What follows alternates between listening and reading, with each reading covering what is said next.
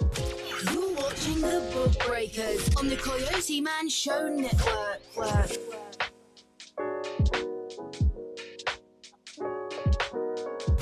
You're watching the Book Breakers on the CoyoteMan Show Network.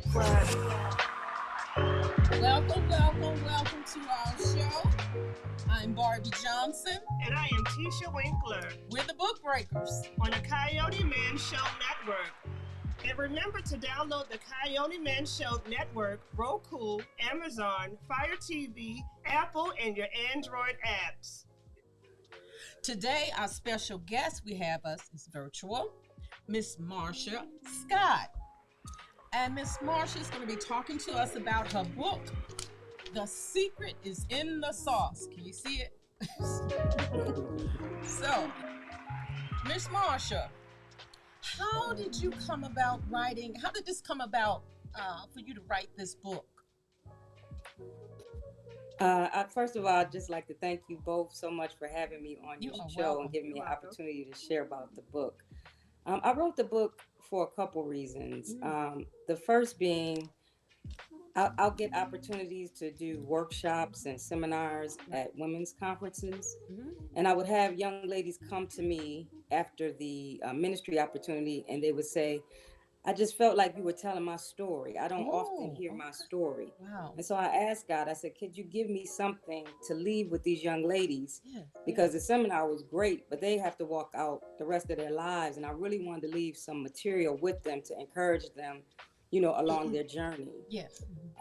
The second reason I wrote it was actually some correction from the Lord. My husband pastors the Lighthouse Church in Baltimore, Maryland.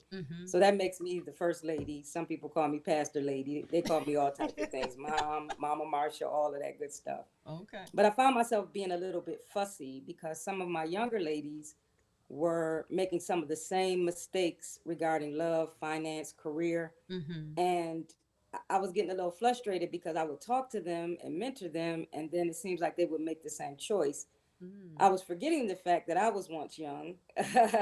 And God used a lady that was visiting. She was actually a visiting psalmist, but while she was ministering, she made the statement, you know, don't do a lot of fussing, but you have to teach the young ladies, or she just said teach. And I grabbed that in the spirit. And so I asked God to give me a way to pour into them. And so we would get up as early as 5 a.m. before work. And I would prepare these little teachings like the night before, or sometimes early that morning. Wow, that's a lot of work. They would get on with me that early, and I would just pour nuggets and wisdom nuggets out to them. Then it turned into a mentorship group where I challenged them to complete a project in like 3 months. And so I said, you guys pick something. Some people chose weight loss. Other people went back to school. It was just one person ran for political office. But my goal that I set was to write a book. And so I wrote this book in 3 months, but it's basically a compilation of all those teachings that I would get up in the morning and teach to them. So it's so many subjects like finance, relationships, domestic violence. And I just took testimonies and stories out of my own life, and I just poured it into the women. And that's why I chose to entitle it The Secret is in the Sauce, because sometimes I think the older generation, we forget where we came from, and that, you know, we have to go back and school the young ladies. We have to teach them and train them. Just talk to them. Don't be fussy. Don't talk about them, you know, but drop knowledge and wisdom to them. So that's where the book came from. And Pastor Marsha, Miss Marsha. She's still talking. Oh, okay.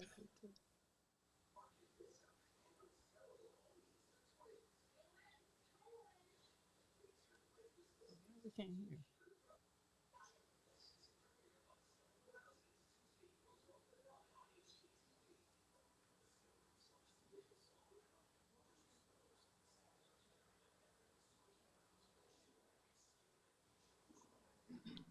Tell them we can't hear. Kojo, we can't hear her. We can't hear her. No. Can you hear me now? Yes, we can hear you now. Yeah. Okay. Pastor Marsha, what inspired you to want to pour into broken women? I know when I first came to you, you always had a smile on your face. And what were some of the challenges that you went through that you can pour into these women now? Well, my life is a little. The story is a little complicated.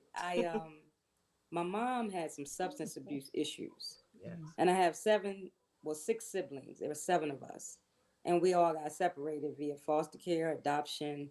Some went with various family members, and so there was a couple that took me in.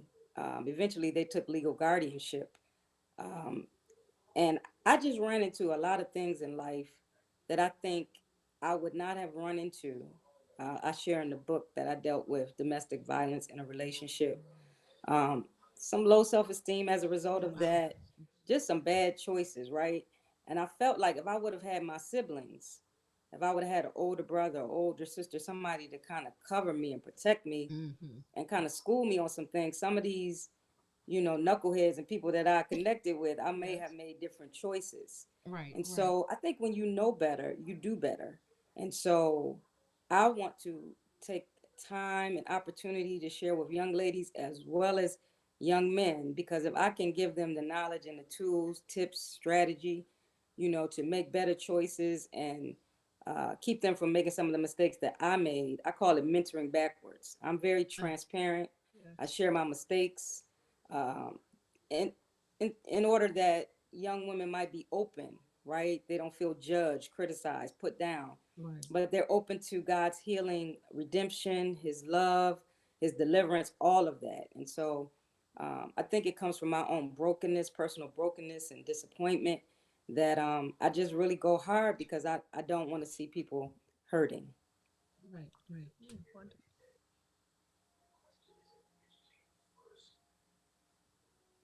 Okay, so what would that professional piece look like? When giving tips as far as your career, I Okay. really try to push our young ladies in the area of entrepreneurship.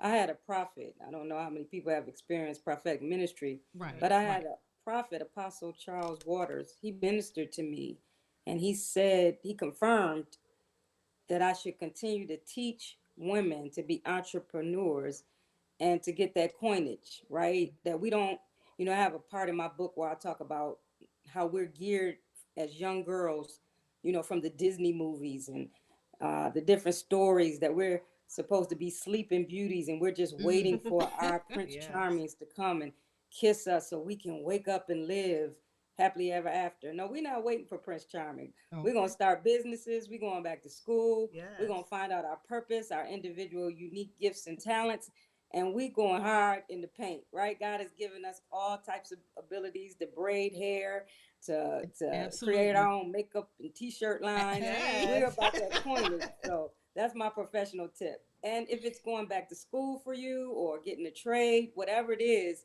I want to push you to do that and be that. And so you're already in purpose when your Prince Charming arrives. All Yes. right Come on, now. Prince Charming. And Mrs. Marcia, how do you balance being a pastor's wife, an author, and a businesswoman? All at the same time. Yes. I would say a whole lot of prayer. Absolutely. Yes. I think the key is prioritizing. So it's Mm. God first. And when you get up early in your day and you set the tone of your day with prayer Yes. and seeking the Father, the Lord will begin to download. I just call them little downloads. You get that Right, little right. impression in your spirit, and He will actually direct you in how to order your day. And Yes. some days He might tell me to shut it down and pay my husband some special attention. Hey. Ooh. And then other days He might put some sisters that attend the church in my heart and tell me to make personal calls and just give them some encouragement. I am an administrator by trade, so I definitely believe in planning and doing some calendaring. But in addition to that, I think God has a way of kind of ordering and directing our steps. So being sensitive to the Yes. Holy Spirit and just allowing Him to kind of lead and direct you throughout your day. Recently, I had a day where He told me to shut everything down and just spend Ooh. some time with Him. Uh-huh. Because if we attempt to do the work of God without the God of the work, Right. then we're gonna be fussy and snappy and getting on everybody's nerves. Amen. Yes. So let me ask this question in regards to the title of your book. The secret is in the sauce. Now, did you get the title um before you started the book, or did you get the title after you had written the book? I got I got the title after. Mm, I was gonna call it because remember I told you I started out with a small mentorship group, and they mhm. all call me Mama Marsha. So Yes. I was going to entitle it because Mama Marsha said so. Oh, But the okay. vast majority of people wouldn't get that, right? And then I didn't want to sound fussy. Hmm, So hmm. then God began to show me how it's kind of like, you know, when your grandmother made that potato salad, Oh, yes. or I she would make remember. that sweet potato pie, or that Oh, banana pudding, or them yes. ribs, and then grandmama pass on, and she don't leave Mm, them recipes. So you in the Yes. kitchen trying to figure it out, but it don't taste quite the same right, because you don't have the secret ingredients. right, And that's what the Lord was showing me with these young women. Yes. You know, they not getting in the kitchen with us like we used to get in the kitchen with our grandmothers. And so it's a lot that transpires in that kitchen. You know, mm, while you mhm. cooking and cutting the potatoes. I don't know if y'all had to do that. And we used to have to clean chitlins. That was the worst, I right? just But ate. while you were in that kitchen, there was some things happening. And those mothers and aunties were schooling you on life. And Mhm. so this book is my version of having you in the kitchen while you cut up the onions and the bell pepper, of me just schooling you on life. And that's why I'm so transparent in the book. And I hope I tried to write it in a way that, you know, you could give it to your unsaved niece or nephew and they would enjoy it. Because I try Right, not to be super churchy or, you know, real deep, but just mhm. talk, you know, from my heart and share my stories. Right, right. S- So that made the book suitable, like you said, for everyone because you, like you said, you didn't make it churchy. It was just about your life experiences that you had gone through, and with the young women that you were mentoring. Yes. And the Lord told me to tell it all. Ah. And that's exactly what I did. It's Yes. a, I call it a first lady tell all. Mm-hmm. I was coming up the hallway Yeah. of my office building, and it was like the day before the book release. And I thank God for Mm-hmm. Sister Whitney Hogan. She really helped me Yes. out with the book. But I was walking up the hallway, and it dawned on me that the next day this book was going to be released, and Oh I wow. had the biggest anxiety attack. I never Yes. had an anxiety Been attack, there. but the Uh-oh. reason I had the anxiety attack, I was like, I can't put all my business out there like that. And I called her. I said, I'm not putting that book out. And she said, oh yes, you are putting that book. We had Yeah. our Yes. mitzvah. We had invited folks and set up the book release, and I mean, I froze in panic and fear. I said, I done Yeah. told everything, but my husband gave me release Yes. and permission to go ahead and put it out there. So, you know, I just hope that it helps people when they read it. But Oh mainly what I want them to get out of that is if I'm now first lady pastor God. and I made all those mistakes and God can Yes. raise me up, fix me up, heal me, you know, Yes. fix my mind, deliver me, set me free. Yeah. And if Yes. he can make me somebody in God, he can make Yes. you somebody in God. And I really Absolutely. want to say, you know, sometimes in the church world, they'll try to exclude you.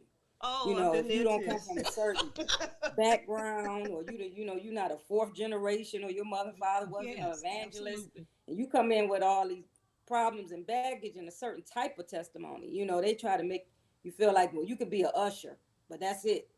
But God Oh took me God. from being an usher to a first lady. Hey. So nothing will disqualify Yes. us in God. Oh, I like that. Yes. Nothing disqualifies us in God. I like that. Um, uh, but I was going to ask you the question while, but you had pretty much hit on it. If you went through healing while you were writing the book, but you touched a little bit on that. Oh my God. Listen, Yes. this book brought up all kind of stuff. I thought I was healed. I had to call a therapist. No, I'm Oh just my kidding. Oh. God. Oh my God. There was one passage in the book where I was writing about the death of my mother. Yes. Mm, And I was mhm. sitting in a deli called Rare Run Deli here in Owens Mills. And I was typing that piece. And it was a blessing that nobody was in there because I'm an early morning person. I was sitting Wow. towards the back. And I dropped my head and I just cried like a baby. Mm, Yes. Um, and I guess just touching that subject or hitting, pulling up those emotions Right. it just all came out. So I probably got some further healing and closure in writing this book. Right. Absolutely. But mainly, I think I was just thanking God because it really put in perspective all that He's done for me. You know, I told my husband today, I said, some people have had mental breaks and have broke Yeah. down Yes. completely Yeah. over stuff you walking through. So we come in church and we don't want to really come up off the praise and give God, the worship that He's due. Right. But I know people that have gone through lesser things than me, and you Yes. can see the impact that it's had on their mental state and Mm-hmm. their lives. Mm-hmm. But after all that I've walked through, God kept me. And I think that's what the cry was really about, the realization Wow. of how much He has done for me and how He has completely healed me and put me in a position where I can now help other women. I'm Wow. grateful. I mean, woo. Yes. Mm-hmm. And Miss Marsha, do you plan on turning your book into a play? Wow, I never thought of that. I am a skit person. Oh, Yes. okay. We would do our annual Women's Day every year. We coming up. Well, we used to. I've gotten away from it, but we would have a new skit, based on the theme, and we would be in there cutting up and having fun and making people laugh. So who knows? It could grow into a skit, or I Yeah. don't know about a whole play, but Hey. The sky's the limit. yeah, you never know Exactly. what the Lord has in store. Thank you for Yes. that. And what are some things that you can encourage women in our audience today if they want to write a book or be an author? What are some tips you can give them not to run into that you had in the past? I would suggest that they connect with someone that has already written a book Ah, Yes. okay. or that has the type of business. Like I mentioned, Whitney Hogan's, she had already written a book and she was helping other people that aspired to be authors. So I didn't know much of anything about writing a book. Hey. Yes. So I know there are book coaches out there. There are people Mm-hmm. that have this type of thing as a business, and it's not super expensive. So if you don't know anything, like I didn't know anything, connect with somebody that this is their field, this is what they do, and get information from them. Also, be prayerful. I have a book that's on my iPad, and I'm really asking God direction on Mm-hmm. how to write it, how to lay it Yes. out, what are the chapters to be like. It's a book on prayer. I've been an intercessor, prayer warrior for about 30 years now. And so I want to write another practical book, Mm-hmm. like almost like I wanted to call it Prayer for Dummies. Remember those books back in the day where it'd be yellow? Yes. Yes. Whatever you're doing for dummies. But I want to break it down in such a way because people make prayer so spooky deep and Mm. you're an intercessor. If you say that, it's like, oh, you one of them people that walk around in all white with a doily on your head. No. Yes. People of prayer and intercessors are everyday, ordinary people, and prayer is for everybody. And Yes, it so is. I want to Yes. write a book that, just people would enjoy reading, but also they can learn a lot about prayer and how to make their prayers effective. Mm-hmm. So I'm praying Yes. on it. So that's All another right. tip. I'm not going to make any moves and I'm not going to rush and do anything. I just really want God to show me how to lay it out and how it will be most impactful. Absolutely. Yes.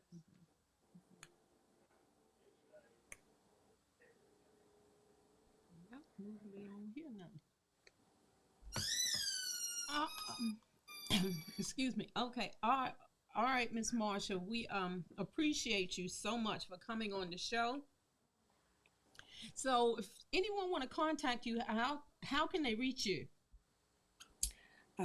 Well, our church is in East Baltimore, and the Mhm. name of the church is the Lighthouse Worship Center, where Overseer Eric Scott is our pastor. So that's where we're located for worship.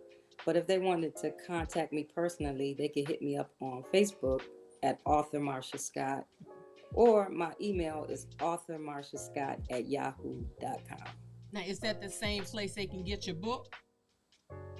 Now, if they wanted to get the book, you can go to Okay. Amazon.com, or if you reach out to me directly and you're in the Baltimore area, I can maybe hook up with you, or you can stop by our church and you can purchase a copy. Okay.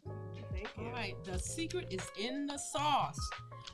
That's some good sauce. Yes. All right, I'm Barbie Johnson. And I am Tisha Winkler We're the Book Breakers. on the Coyote Man Show Network. You're watching See you the next Book week. Breakers on the Coyote Man Show Network. You're watching the